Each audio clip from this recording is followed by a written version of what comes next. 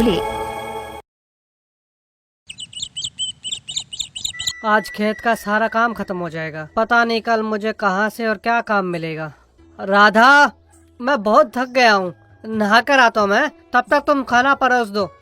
इस तरह कुछ दिन बीत जाने के बाद, और कितने दिनों तक बिना काम के रहेंगे? ऐसे तो जल्दी पैसे खत्म हो जाएंगे। हमें जितनी जल्दी हो सके काम ढूंढना होगा जी। सही कहा, हाथ चलेगा तो ही घर चल पाएगा ना अपना। पर देखा जाए तो इस गांव के अलावा किसानी काम कहीं नहीं मिलेगा। अगली फसल आने तक 6 महीने इंतजार करना होगा और उतना इंतजार नहीं कर सकते, इसलिए हम लोग हाथ पर हाथ धरे बैठे नहीं रह सकते। तभी तो आपसे कह रही हूँ कि शहर जाकर काम देखते हैं।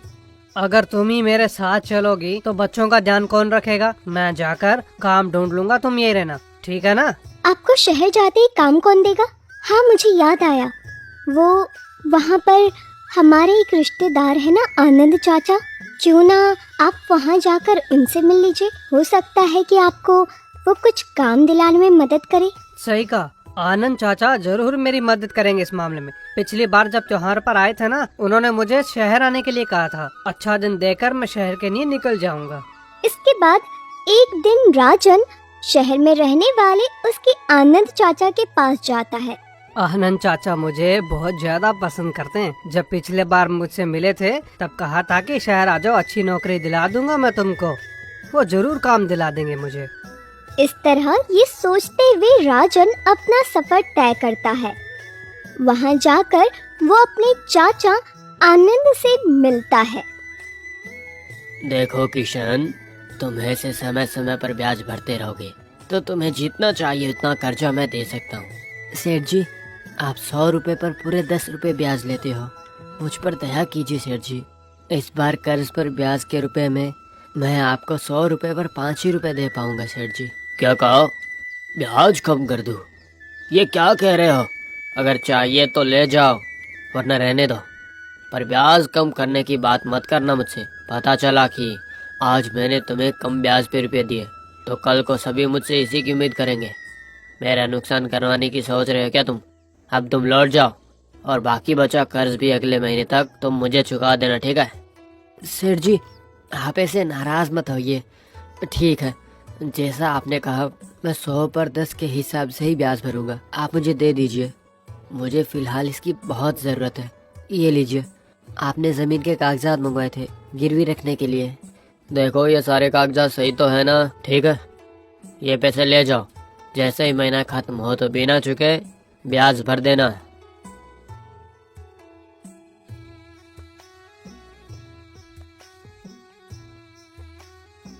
अब तो मैंने कर ली, लेकिन वो माना ही नहीं। कहा कि चाहिए तो ले लो वरना वापस लौट जाओ। अपने दूध के धंधे में ज्यादा लाभ कमा सकूं इसीलिए 3 गाय खरीदने की सोच रहा हूँ, वरना तो मैं इसका चेहरा भी ना देखूं। वो सिर्फ हम जैसों पर धौंसिया जमा सकता है और कुछ नहीं। वो अपनी पत्नी से बहुत डरता है, एक एक पैसे का उसे हिसाब देना पड़ता है, वरना उसकी पत्नी उसे भूखा मार देती है। जब वो लोग ये बात कर रहे थे तभी राजन वहाँ पर आता है। सुनिए, यहाँ आनंद जी का घर कहाँ पर होगा? हाँ बता दूंगा, पर तुम सीतापुर के रहने वाले राजन हो ना? हाँ, और तुम किशन हो ना? हाँ राजन, मैं ही हूँ। कितने साल हो गए तुम्हें देखे? बचपन में बहुत साल पहले देखा था, अब जाकर तुम्हें इतने बरसों के बाद देख रहा हूँ। यहाँ किसी काम से आए हो क्या? काम से नहीं, काम ढूंढने के लिए आया हूँ। खेत का काम तो बंद हो गया है, इसलिए शहर काम ढूंढने आया हूँ। वो मेरे चाचा आनंद जी यहीं रहते हैं ना, तो उन्हीं के पास जा रहा हूँ। अरे हाँ, आनंद जी तो मेरे चाचा जी है ना। ठीक है, तू हुआ, लेकिन मेरे घर यहीं पास में ही है, तो जब चाहे मेरे घर पर आ सकता है दोस्त। इसके बाद राजन वहाँ से सीधे आनंद जी के घर जाता है। राजन को देखकर आनंद, अरे राजन, तुम्हारा कैसे आना हुआ? अरे वही चाचा जी, खेत का काम फिलहाल तो बंद हो गया है। आपने कहा था ना कि शहर आऊंगा तो मुझे काम दिलाओगे आप, इसीलिए सोचा कि कुछ दिन यहीं रुककर मैं थोड़ा कुछ काम ढूंढ लेता हूँ। अच्छा, ये बात है, पर अभी के अभी काम कैसे मिल सकता है? मेरी नज़र में तो कोई काम है नहीं। चलो इसके बारे में बाद में बात करते हैं, अभी भोजन कर लो और थोड़ा आराम कर लो। राजन के आने के बाद आनंद अपनी पत्नी कांता को बताता है। क्यों जी, आपका दिमाग खराब हो गया क्या? वो हमारे घर में रहकर काम ढूंढेगा, इतना खाना कौन बनाएगा? वैसे भी ऐसे लोग हमारे घर पर नहीं रह सकते हैं, उसे जाने को कह दो। जरा धीरे बोलो कांता, वो सुन लेगा तो उसे बहुत बुरा लगेगा। लेकिन अब जब यहाँ पर आ ही गया है तो उसे 2 दिन तो रहने देते हैं, बाद में काम ना मिलने के बहाने देकर वापस भेज देंगे। 2 दिन से 1 घंटा भी ज्यादा हुआ तो मैं चुप नहीं बैठूंगी, अभी से कह देती हूँ, समझ गए ना? ठीक है, लेकिन अभी से खाना तो दे दो, बड़ी दूर से आया है वो देखो वहाँ 2 रोटियाँ पड़ी हुई है, उसे ले जाकर उसके मुंह पर मारो। और घर के बाहर जो झोपड़ी है अपनी, उसे आज रात को वहीं पर रहने को कहो। इस घर में वो बिल्कुल नहीं सोएगा। इसके बाद वो रोटियां ले जाकर आनंद राजन को खाने को देता है। राजन, ये लो रोटी खाकर, आज रात के लिए तुम बाहर झोपड़ी में सो जाना, हम कल सवेरे बात करेंगे। अरे इन रोटियों से कैसी बदबू आ रही है, लगता है ये रोटियां बासी है। ऐसा लग रहा है कल की बनाई होगी। अगर इन्हें खाऊंगा तो मैं बीमार पड़ जाऊंगा, इनको फेंकना ही सही रहेगा। उन रोटियों को राजन फेंककर झोपड़ी में जाकर सोने की तैयारी करता है। अरे कितने मच्छर हैं यहाँ पर, लगता है झोपड़ी की सफाई भी नहीं हुई है काफी समय से। इतना बड़ा घर है, क्या एक कमरा भी नहीं है मेरे सोने के लिए वहाँ पर, जो मुझे सोने के लिए यहाँ पर भेज दिया। चाचा जी को मैंने अपने घर में मान सम्मान से रखा था। आज तो पहला दिन है, मेरे अचानक आने की वजह से शायद उनको ये सब कुछ समझ नहीं आया होगा कि कहाँ रखना चाहिए कहाँ नहीं रखना चाहिए, इसलिए शायद। लेकिन कल चाचा जी को बताना होगा खाने के बारे में, वरना वो मुझे बासी रोटी क्यों देते। ये सोचते हुए वो उस रात सो जाता है। अगली सुबह उठकर आनंद के पास जाता है। अरे चाचा जी, पता है कल रात को मैं सो ही नहीं पाया था, मच्छरों ने बहुत बुरी तरह से काटा है मुझे। अच्छा, तो मेरी शिकायत कर रहा है? रहने की जगह दी वही बहुत है, अब तुझे वही रहना होगा। अरे चाचा जी, आप तो बुरा मान गए, मैंने तो बस ऐसे ही कहा था। खैर, मुझे बहुत ज्यादा भूख लगी है चाचा जी, खाने के लिए कुछ मिलेगा क्या मुझे? हाँ है ना, 2 रोटियां बनाई है तेरे लिए, ले इन्हें खा ले। अब ये ले खा ले।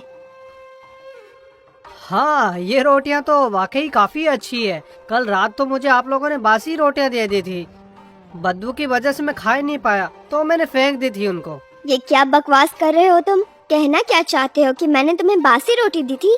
हाँ बोलो। तो अब क्या तुम्हारे लिए 5 पकवान बना कर रखूं मैं? खाना है तो खा, वरना चले जा यहाँ से, समझ गया तू?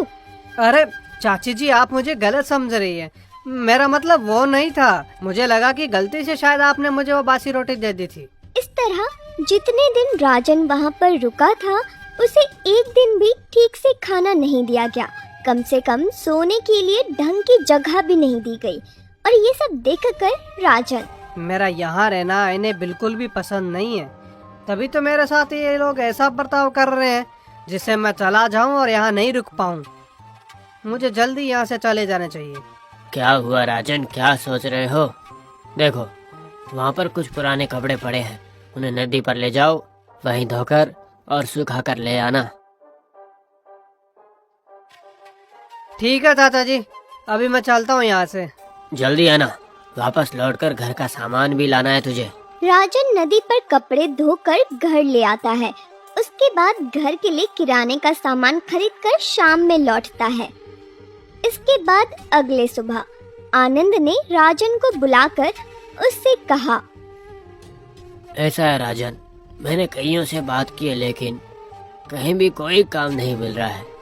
तुम ऐसा करो कि अब सीतापुर वापस लौट जाओ। जैसे मुझे किसी काम का पता चलेगा तो मैं तुम्हें खबर कर दूंगा, तुम तुरंत चले जाओ। ठीक है चाचा जी, तो फिर मैं सीतापुर के लिए निकलता हूँ। मैं चाचा जी के पास इतनी उम्मीद से आया था कि वो मुझे काम दिलाएंगे, पर इससे ये तो पता चल गया कि गांव में उन्होंने जो भी बातें कही थी सब झूठी थी। नहीं सोचा था कि वो इतना अपमान करेंगे मेरा। अब यहाँ पर ऐसा कोई नहीं है जो मुझे शहर में काम दिला सके। अब मेरा गांव लौटना ही अच्छा है। ये सोचते हुए वो अपने घर की तरफ जा रहा था। उसे रास्ते में किशन मिला। और बता राजन, चाचा जी ने काम दिलाया क्या तुझे? अरे नहीं दोस्त, हाँ। तो ये सब हुआ मेरे साथ। मैं उनसे कितनी उम्मीद लेकर शहर आया था, पर चाचा जी ने सच में मुझे बहुत शर्मिंदा किया। मैं उनके बारे में पहले से जानता था, पर वो तो तेरे चाचा जी, इसलिए मैंने कुछ कहा नहीं। अगर मैं कहता भी तो कैसे? यहाँ एक भी इंसान ऐसा नहीं है जो आनंद जी को कोसता ना हो, समझे तुम? खैर छोड़, तो क्या अब तू सीतापुर वापस लौट रहा है? और कोई चारा भी तो नहीं है।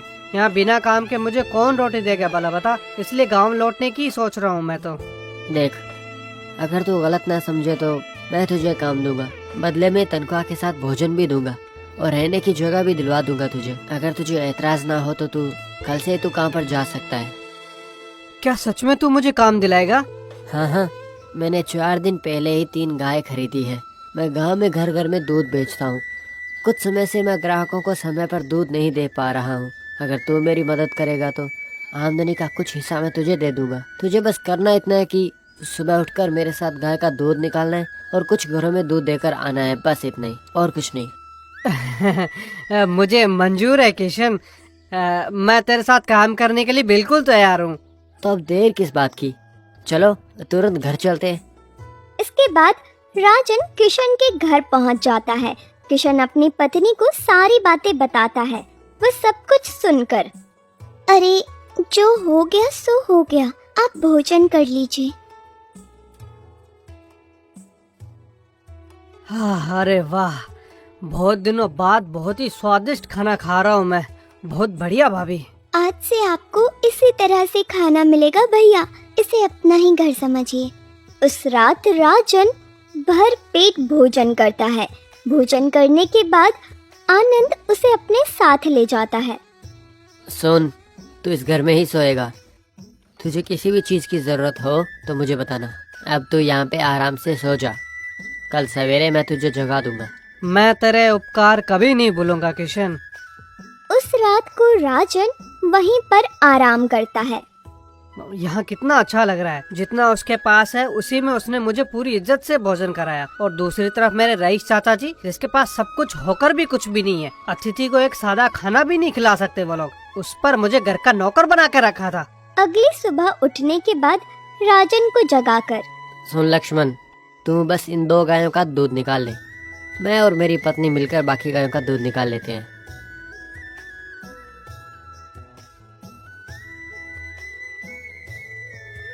अच्छा राजन, तुम ये कैन लेकर मेरे साथ चलो। कल से तुम्हें जिन घरों में दूध पहुंचाना होगा मैं बता देता हूँ, ठीक है? अब यहाँ से रास्ते अच्छे से याद कर लेना। इस तरह उसे वो अपने साथ ले जाता है। किशन अपने ग्राहकों से राजन का परिचय कराता है। तो पता चला ना कि तुम्हें किसे कितना दूध देना है। अब से हर रोज तुम्हें यही काम करना होगा, ठीक है? हाँ, मैं जरूर करूँगा। मुझे सारे रास्ते याद है, तुम इसकी बिल्कुल भी फिक्र मत करो। उस दिन से हर रोज किशन और राजन साथ में सुबह दूध निकालते और ग्राहकों को दूध पहुंचाने चले जाते। इस तरह कुछ दिन बीतने के बाद, ये लो राजन, तुम्हारे पूरे महीने की कमाई है, ठीक है? अगर तुम चाहो तो एक बार सीतापुर जाकर अपनी पत्नी और बच्चों से मिल सकते हो। मेरे समझ में नहीं आता कि मैं तेरा कैसा शुक्रिया करूं। जिसको मैंने अपना माना उसने तो अपमानित किया। बचपन की दोस्ती याद रखकर तूने आज मेरी इतनी मदद की, ये उपकार मैं कभी नहीं भूलूंगा। अरे बस भी कर, ऐसी बातें बोलकर तू मुझे क्यों शर्मिंदा कर रहा है भाई? अब ये रख ले और अपना काम कर ले, ठीक है? तुम्हारा भी बहुत बहुत शुक्रिया कि तुमने काम में इतनी मदद की, ठीक है? तूने दोस्ती को याद रखकर मुझे काम दिया, ये मैं कभी नहीं भूलूंगा। वैसे वो काम भले ही छोटा था, लेकिन वो हर महीने ईमानदारी से काम करके पैसे कमाता और वो पैसे घर भेजता था। इसी तरह 6 महीने बीत गए। इस तरह एक दिन, चलो किशन, अब मुझे सीतापुर लौट जाना चाहिए। अब खेत का काम शुरू हो जाएगा तो मैं यहाँ पर काम बिल्कुल नहीं कर पाऊंगा। ठीक है राजन, अब तुम जाओ। लेकिन एक बात, अब से जब भी शहर आओगे तो मेरे पास आना बिल्कुल मत भूलना, ठीक है ना? देखो किशन मेरे भाई, तूने दोस्त के नाते इतनी इज्जत दी और मुझे काम दिया, ये मैं कभी नहीं भूलूंगा। तू ही मेरा मित्र है।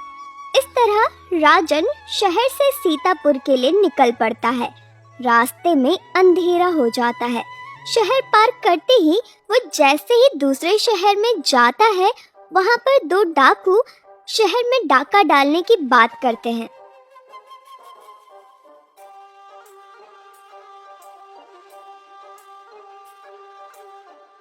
सुनो, आज हम किसी बड़ी पार्टी को ही लूटेंगे। सुना है इस शहर में बहुत बड़े रईस रहते हैं, सही है क्या? वो तो ठीक है, तो इस बार सावधानी से काम लेना। पिछली बार तेरी वजह से पुलिस के हाथ लग गए थे हम। तू बस मेरे पीछे रहना, देख कि मैं क्या करता हूँ। ये तो मुझसे कह रहा है, मैंने ही तुझे चोरी करना सिखाया है। खैर छोड़, अगर कोई अपने आड़े आया तो बेझिझक उस पर चाकू से वार करके उसे हटाना होगा। तू बिल्कुल भी झिझकना मत, ऐसा करने से ही वो हमारी बात मानेंगे। अब चल निकलते हैं, अंधेरा होने लगा है, सब गहरी नींद में होंगे, यही सही मौका है। बाप रे, ये तो कोई शातिर चोर लगते हैं। मैं इनका पीछा करता हूँ, सही मौका देखकर इनको पकड़कर पुलिस को हवाले कर दूंगा। इसके बाद वो चोर आनंद जी के घर में घुस जाते हैं। ये देखकर अरे, ये तो आनंद चाचा के घर में ही जा रहे हैं। यानी आज ये आनंद चाचा के घर पे डाका डालेंगे। मैं कैसे भी करके इनका मुकाबला नहीं कर पाऊंगा। अगर पुलिस को खबर करूंगा तो उनके आने से पहले ही ये चोर घर लूटकर भाग जाएंगे। हाँ, मैं अभी किशन को जाकर ले आता हूँ। राजन तुरंत भागकर किशन के पास चला जाता है। इधर डाकुओं ने आनंद और उसकी पत्नी को बांधकर आनंद जी का सारा धन चुराकर वहां से बाहर जा ही रहे थे कि सामने किशन और राजन आकर उनका रास्ता रोक लेता है। और उसके बाद सुनो, भला इसी में है कि चुपचाप वहाँ पैसे रखकर लौट जाओ, वरना तुम पुलिस के हाथों से बुरे पिटोगे। तुम हमारा कुछ नहीं बिगाड़ सकते, ये ले मेरा मुक्का। इसके बाद उनमें कुछ देर तक झड़प होने के बाद उन दोनों चोरों की अच्छी पिटाई करके उनसे लूटा हुआ सामान राजन जब्त कर लेता है। चोर वहां से भाग जाते हैं। हाँ, वो दोनों तो भाग गए, शुक्र है पैसे वापस मिल गए। चल चाचा जी को ये लौटा कर आते हैं हम लोग। वो वैसे भी अंदर है, ये सोच रहे हैं कि सारे के सारे पैसे लूट गए होंगे। क्यों नहीं तो इन पैसों को रख ले, आराम से अपनी जिंदगी जी ले। तो क्यों उन्हें पैसे वापस लौटाने की सोच रहा है? ऐसा करूंगा तो उनमें और मुझ में फर्क क्या रह जाएगा है? चल चल कर उनको पैसे लौटा कर आते। चल। पैसों के साथ घर पहुंचकर आनंद और उसकी पत्नी की रस्सी खोलकर उन्हें सारी बातें बताकर उनके पैसे उन्हें वापस कर देता है। राजन, तुम कितने अच्छे इंसान हो। मैंने तुम्हें कितना अपमानित किया था, तुम सब भूलकर हमारे लिए चोर से लड़ाई करके पैसे वापस ले आए। अब मुझे सब लौटाने के लिए आए हो, मैं बहुत खुश हूँ। कोई बड़ी बात नहीं है चाचा जी, वैसे भी ये सब मैं अकेला नहीं कर पाता। मेरे दोस्त किशन ने मेरा साथ दिया, तभी यह बिल्कुल मुमकिन हो पाया है। ठीक है, अब मैं चलता हूँ चाचा जी। और कब तक गांव में रहकर किसानी करोगे? मैं कुछ पैसे देता हूँ, तुम ये रहकर कोई अच्छा सा काम ही क्यों नहीं कर लेते? ऐसे हर कोई गांव छोड़कर शहर आने लगेगा चाचा जी, तो खेती करने वाला किसान कोई नहीं बचेगा। ठीक है, अब मुझे जाने दीजिए। किशन, तुम्हें दिए पैसे तुम जब चाहो लौटा सकते हो, ब्याज देने की जरूरत नहीं है। उस दिन से आनंद ने ब्याज पर पैसे देना छोड़ दिया। जरूरतमंद की सहायता करते हुए उसने अपना अच्छा नाम कमाया।